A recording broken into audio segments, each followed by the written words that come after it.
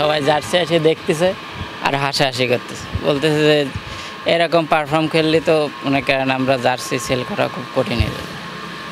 আর এটা জার্সি নিয়ে আসাও অনেক কঠিন, মনে করেন যে ওই একসাথে তো আর 1-2 পিস নিয়ে আসলে হয় না, এটা সাইজ ম্যাচিং করে সেল করতে হয়, অনেক সময় স্টক লট হয়ে যায় জার্সি বেচতে গেলে।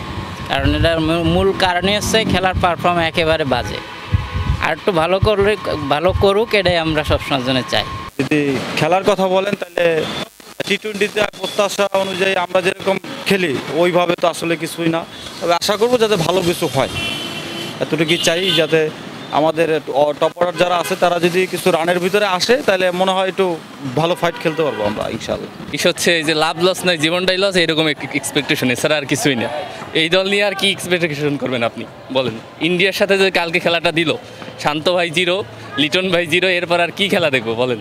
এই আর কি, কোনো ইয়া নাই। বিশ্বকাপে কি ভালো খেলবো মানে আমরা আশাবাদী ইনশাল্লাহ ভালো খেলুক, আমরা চাই এটা। একজন বাঙালি হিসেবে আমরা চাই এটা। আমার প্রত্যাশা হইল যে বাংলাদেশ নেপালের সাথেই জিতবে, আর কারোর সাথে জিতার মতো তাদের বর্তমানে অ্যাবিলিটি নাই। নেদারল্যান্ডের সাথেও জিততে পারবে না, একদম শিওর। আজকে দুপুরে খেলা দেখলাম, যুক্তরাষ্ট্র কানাডা করলো 195, যুক্তরাষ্ট্র 14 বল থাকলে মানে তুলে ফেললো। বাংলাদেশের ন্যাশনাল টিমের মানে ম্যাক্সিমাম লোকের কথা হইলো আমাদের জন্য দোয়া করতে পারবেন, এর জন্য বেশি কিছু না, সর্বোচ্চ দোয়া, এর থেকে বেশি কিছু আশা করা যায় না।